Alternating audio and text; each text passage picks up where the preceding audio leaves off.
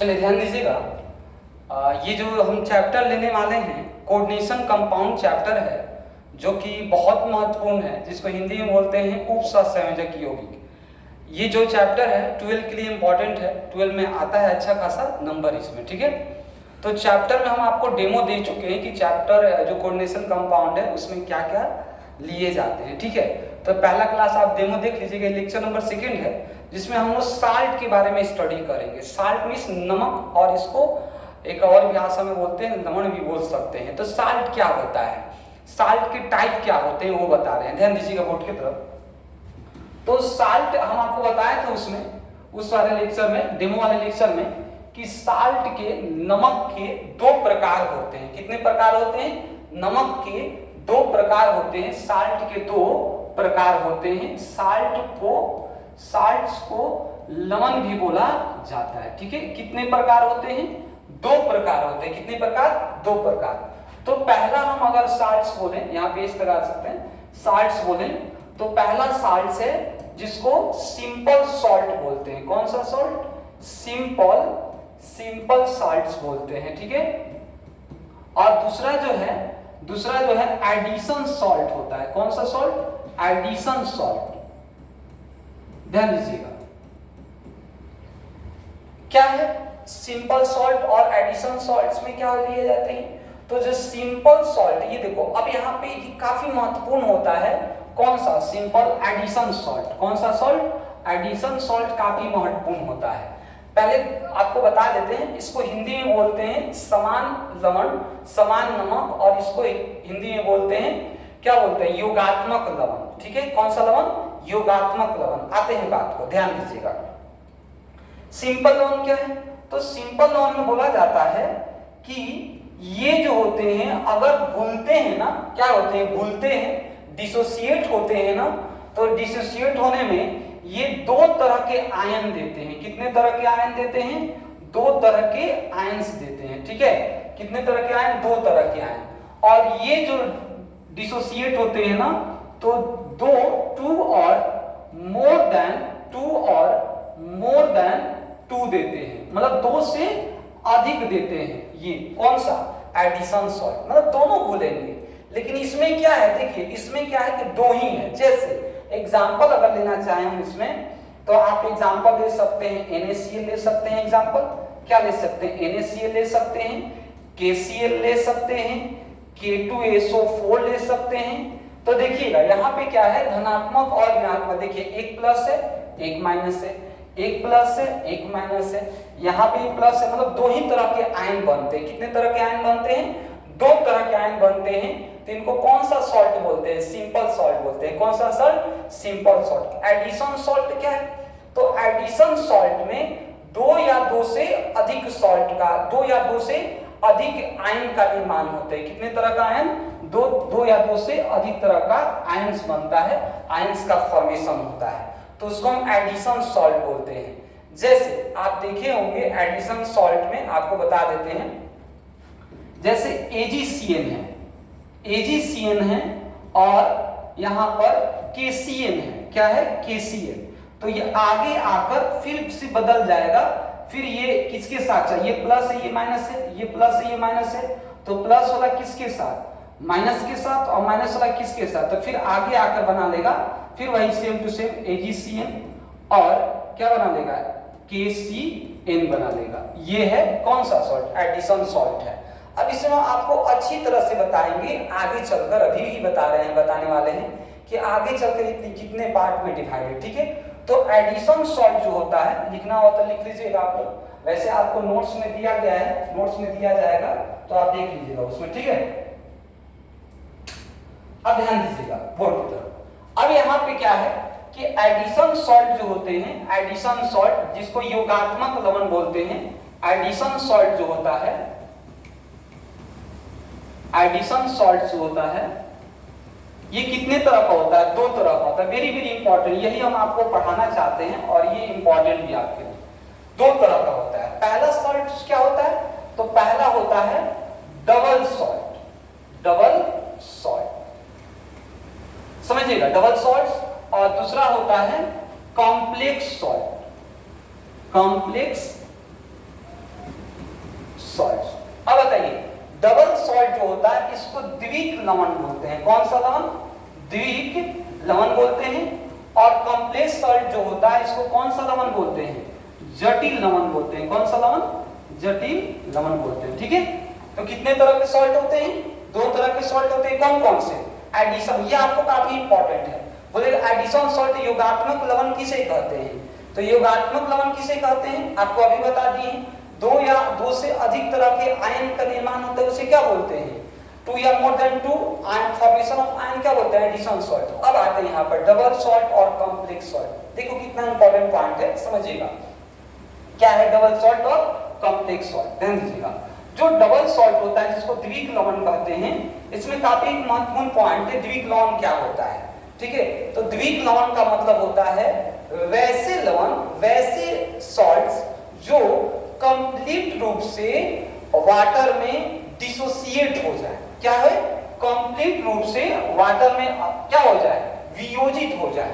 मतलब जो जल में पूर्ण रूप से वियोजित हो जाता है, पूर्ण रूप से सॉल्युबल हो जाता है, पूर्ण रूप से सॉल्यूशन बना लेता है, उसे क्या बोलते हैं? द्विक लवण बोलते हैं। कौन सा लवण? द्विक लवण। और जैसे ये अपना सॉल्युबल करता है ना, तो ये अपना पहचान को क्या कर देता है? पहचान को क्या कर देता है? खो देता है। पहचान क्या कर देता है? खो देता है। कौन? तो द्विक लवण जो होते हैं, डबल सॉल्ट जो होते हैं, अपनी पहचान को खो देते हैं। सबसे आसान सा उदाहरण है एलम, जिसको फिटकिरी कहते हैं। क्या कहते हैं? फिटकिरी। और आप याद रखिएगा कि जो फिटकिरी का सूत्र होता है, आपको पता होना चाहिए, सूत्र होता है K2SO4 into Al2SO4 का होल थ्राइस into 24H2। याद रखिएगा, ये क्वेश्चन काफी इंपॉर्टेंट है कि फिटकिरी का एलम का सूत्र या पोटास एलम का सूत्र जो होता है K2SO4 into Al2SO4 का होल थ्राइस into 24H2। ये अब आप बोलेंगे सर ये कैसे पहचान? तो एक और ट्रिक बता रहे हैं आपको। सबसे ज्यादा वाटर जो मॉलिक्यूल होता है, पानी का जो मॉलिक्यूल्स होता है, वो कौन रखता है? फिटकिरी रखता है। कौन रखता है? फिटकिरी रखता है। इसमें एक और एग्जांपल हो सकता है, आपके नोट्स में दिया गया है, कार्निलाइट एग्जांपल होता है किसमें? द्विक लवण में, डबल सॉल्ट में। ठीक है, तो डबल सॉल्ट आपसे पूछेगा तो क्या है? तो डबल सॉल्ट क्या होता है? ऐसे भी बोल सकते हैं, जो दो कीटायन एक रियायन, दो रियायन एक कीटायन का निर्माण करता है, उसे क्या बोलते हैं? क्या बोलते हैं? डबल सॉल्ट या द्विक लवण बोलते हैं। ठीक है, अब देखिए आप कैसे करेंगे। देखिए ये प्लस है, ये माइनस है, ये प्लस है, तो आप देखिए दो कीटायन और एक एनायन है। ओके, तो इसको भी द्विक लवण। द्विक लवण किसे बोलते हैं? जो अपना पहचान, अगर पानी में उसे बुलाते हैं तो अपना पहचान खो देता हो और पूर्ण रूप से क्या हो जाता हो? उसमें वियोजित हो जाता हो, उसको द्विक लवण कहते हैं, जिसको डबल सॉल्ट कहते हैं। अब जटिल लवण क्या है? जटिल लवण को इंग्लिश में कॉम्प्लेक्स बोलते हैं। आपको अभी लिखवाएंगे, क्या बोलते हैं? कॉम्प्लेक्स सॉल्ट बोलते हैं। कॉम्प्लेक्स सॉल्ट क्या होता है? तो कॉम्प्लेक्स सॉल्ट का मतलब वैसा लवण जो पानी में वियोजित करते हैं, तो पानी में वियोजित करने के बाद आंशिक रूप से, मतलब पार्शियल डिसोसिएट हो, पूर्ण रूप से वियोजित ना हो। क्या बोल रहे हैं कि मतलब कि वैसा नमक जो पानी में डालने पर पूर्ण रूप से घुले नहीं, आंशिक, पूर्ण रूप से नहीं घुलना, मतलब आंशिक रूप से घुलना, और या इसको इंग्लिश में बोलते हैं पार्शियल डिसोसिएट। अब दूसरा बात है कि ये पार्शियल होगा, ये आंशिक रूप से होगा। कैसे रूप से होगा? आंशिक रूप से होगा, आंशिक रूप से घुला हुआ। दूसरा पॉइंट, ये पूर्ण रूप से अपना पहचान को पूर्ण रूप से अपना पहचान को नहीं खोता है, पहचान को नहीं खोता है। कौन? Complex salt. कौन सा सॉल्ट? Complex salt. और इसी का मेन आपको ना इस चैप्टर में मेन आपको ना इसी के बारे में, कॉम्प्लेक्स सॉल्ट के बारे में ही पढ़ना है। ठीक है, तो कॉम्प्लेक्स सॉल्ट का एग्जांपल, फेमस जो एग्जांपल है, जो आप बुकों में देखेंगे इस तरह से, K4FeCN6-4। ठीक है, अब आप सोचेंगे ये है क्या भाई कि K4, तो आप सिर्फ अभी ये समझिए कि K4FeCN6-4 क्या है? ये कॉम्प्लेक्स सॉल्ट का क्या है? एग्जांपल है। किसका एग्जांपल है? कॉम्प्लेक्स सॉल्ट का एग्जांपल है। अब हम एक एक करके आते हैं आगे के बारे में, समझिएगा क्या है क्या नहीं है। कॉम्प्लेक्स सॉल्ट ही पढ़ेंगे। यहाँ पर क्या पढ़ेंगे? कॉम्प्लेक्स सॉल्ट पढ़ेंगे, जो बहुत आपको अच्छी तरह से हम अभी बताने वाले कि कौन क्या है और जो आपके एग्जाम में आता भी है। समझिएगा बात को। तो एक हम लिखते हैं इस तरह से, ध्यान दीजिएगा, आपको एक लिखते हैं और समझिएगा। इसमें कोई भी दिक्कत हो जरूर बताएं कि यहाँ पर मुझे प्रॉब्लम हो रहा है। तो K4Fe और -4 आपको एक एग्जाम्पल के माध्यम से हम समझाएंगे कि कौन क्या है। यहाँ पर ये कॉम्प्लेक्स सॉल्व का एग्जाम्पल है और इसी के माध्यम से आपको धीरे धीरे आपको समझाते हुए चले जाएंगे। ध्यान दीजिएगा बोर्ड की तरफ, क्या है क्या नहीं है। 1 मिनट।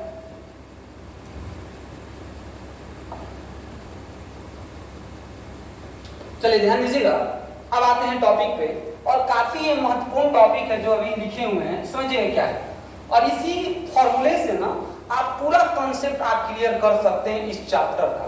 अब क्या है समझिएगा बात को। इस फॉर्मूले से, ये फॉर्मूला आपको टोटल चैप्टर को डिफाइन कर देगा कि क्या है क्या नहीं है। बात समझिएगा क्या नहीं है।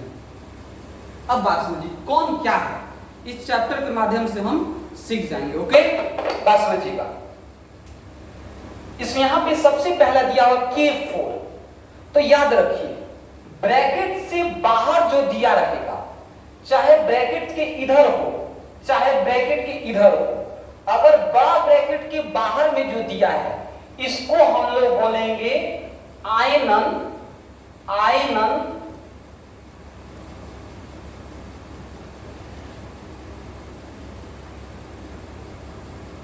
आयोनाइजेशन, आयनन स्फीयर, मतलब आयनन विभव नहीं बोलेंगे, स्फीयर का मतलब आयनन स्फीयर बोलते हैं। क्या बोलते हैं? आयनन स्फीयर, हिंदी टर्म है। अब इसको क्या बोलते हैं? Fe होता है सेंट्रल मेटल आयन। क्या होता है? सेंट्रल मेटल आयन, केंद्रीय धातु आयन। कौन? बस समझिएगा, जो बड़ा ब्रैकेट के बाहर होता है उसको आयनाइजेशन स्फीयर बोलते हैं, आयनन क्षेत्र बोलते हैं। क्या बोलते हैं? आयनन क्षेत्र, आयनाइजेशन स्फीयर आते हैं। जो बड़ा ब्रैकेट के जस्ट बगल में होता है उसको बोलते हैं केंद्रीय धातु आयन। क्या बोलते हैं? केंद्रीय धातु आयन। केंद्रीय धातु आयन के जो बगल में होता है, चाहे वो ब्रैकेट में हो चाहे ब्रैकेट में नहीं हो, उसको बोलते हैं लिगेंड बोलते हैं। क्या बोलते हैं? लिगेंड्स बोलते हैं, लिगेंड। कौन? केंद्रीय धातु आयन के जो बगल में होता है उसको क्या बोलते हैं? लिगेंड बोलते हैं। अब जो लिगेंड का संख्या होता है, लिगेंड का जो संख्या होता है उसको बोलते हैं कोऑर्डिनेशन नंबर। क्या बोलते हैं? कोऑर्डिनेशन नंबर, समन्वय संख्या। क्या बोलते हैं? समन्वय संख्या या उप सहसंयोजन संख्या। और ये जो है इसको हम लोग आवेश बोलते हैं। क्या बोलते हैं? आवेश। अब देखिए आपको यहां से बहुत सारा ऑब्जेक्टिव क्वेश्चन सॉल्व हो जाता है। आपसे एग्जाम में पूछता है कि बताइए, इस तरह से स्ट्रक्चर दे देगा और आपसे पूछा जाएगा कि इसका आयनन, इसका बताइए कोऑर्डिनेशन नंबर क्या होगा। तो कोऑर्डिनेशन नंबर का मतलब क्या होता है? केंद्रीय धातु के आयन में, केंद्रीय धातु आयन के जो बगल में जुड़ा होता है उसको हम लिगेंड बोलते हैं, और लिगेंड का जो संख्या होता है वही क्या होता है? कोऑर्डिनेशन नंबर होता है। तो इस पॉइंट को आपको समझना है। इस बड़ा ब्रैकेट के इस तरफ हो या बड़ा ब्रैकेट के इस तरफ हो, उसको हम क्या बोलेंगे? आयनन, आयनन क्या है? स्फीयर बोलेंगे। बड़ा ब्रैकेट के जस्ट बगल में क्या होगा? बड़ा ब्रैकेट के जस्ट बगल में होगा केंद्रीय धातु आयन। केंद्रीय धातु आयन के बगल में क्या होगा? तो केंद्रीय धातु आयन के बगल में लिगेंड होगा। लिगेंड का जो संख्या होता है उसको क्या बोलते हैं? सीएन बोलते हैं, उप सहसंयोजन संख्या या समन्वय संख्या। ऊपर में जो आवेश दिया उसको आवेश बोलेंगे। अब यहाँ पे एक और पॉइंट समझिएगा, यहाँ पे इस तरह से चार्ज आ जाता है, मान के चलिए हम यहाँ पे 2 लिख दिए +2, तो इसको हम बोलते हैं ऑक्सीडेशन स्टेट। कौन सा स्टेट? ऑक्सीडेशन स्टेट, ऑक्सीकरण अवस्था। अब इसी को हम लोग ना टॉपिक वाइज टॉपिक पढ़ेंगे एक एक करके कि कौन क्या है। ठीक है, एक एक करके हम लोग टॉपिक वाइज टॉपिक पढ़ने वाले हैं। तो इसमें सबसे पहले हम लेंगे लिगेंड लेंगे। क्या लेंगे? सबसे पहले लिगेंड लिया जाए कि लिगेंड क्या होता है। तो हम आपको देखिए, आपके पास तो नोट्स है, आपको नोट्स मिलाते चलना है। हम एक दो लिगेंड के बारे में आपको बता रहे हैं कि क्या है। तो देखिएगा, लिगेंड का प्रकार होता है, लिगेंड धनात्मक भी होता है, ऋणात्मक भी होता है, उदासीन भी होता है, लिगेंड मोनो भी होता है, मोनोडेंटेन, बाइडेंटेन, ट्राइडेंटेन, टेट्राडेंटेन। मतलब ये डेंटेन क्या है, मोनोडेंटेन क्या है, बाइडेंटेन क्या है। तो मोनोडेंटेन का मतलब होता है एकल दंतुक लिगेंड, बाइडेंटेन का मतलब द्विदंतुक लिगेंड, मोनोडेंटेन का मतलब जो एक के साथ बॉन्ड बनाए। तो समझिए, यहां पर लिगेंड का प्रकार लिखेंगे। किसका प्रकार? लिगेंड का प्रकार, टाइप्स ऑफ लिगेंड्स, लिगेंड का प्रकार लिखेंगे। और लिगेंड का प्रकार दो तरह का होता है। कितने तरह का? दो तरह का। एक होता है क्या? मोनोडेंटेन, मोनोडेंटेन, मोनोडेंटेन लिगेंड। एक होता है पॉलीडेंटेन लिगेंड, पॉलीडेंटेन,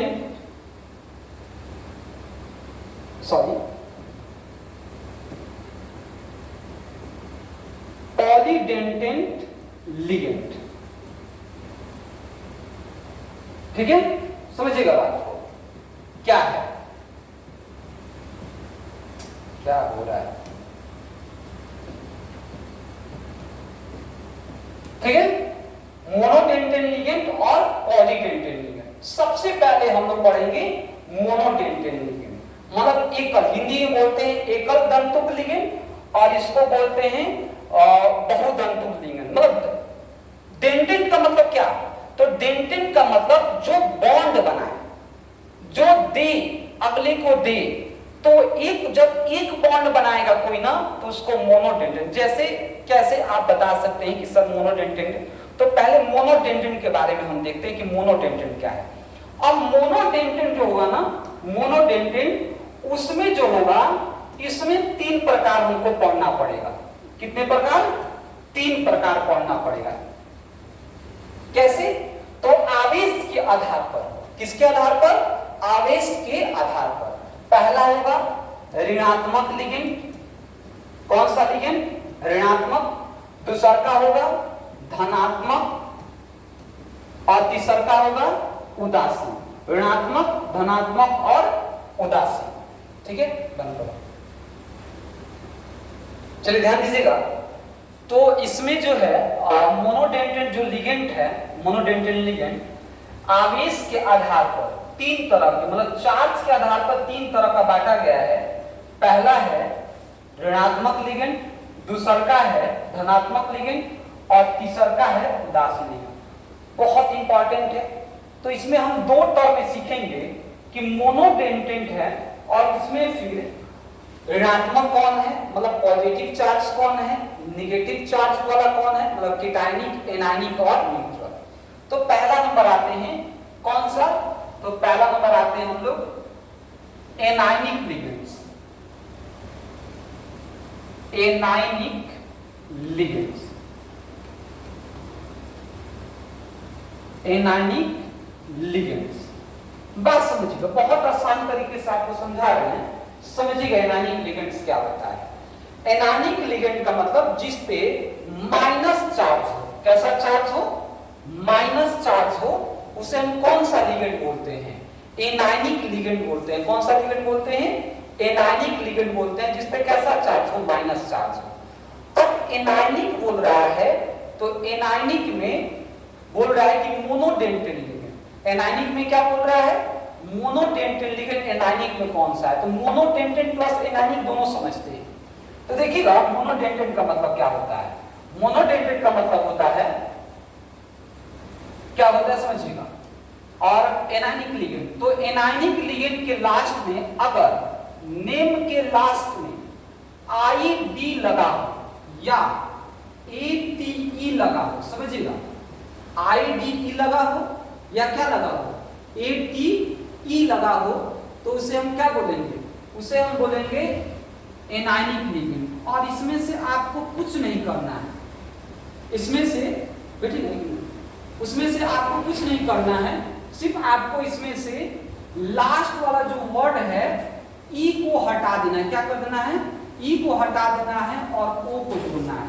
यहाँ पे आप ई को हटाइए और किसको जोड़िए? ओ को जोड़ दीजिए। तो इसके नाम के लास्ट में क्या आ जाएगा?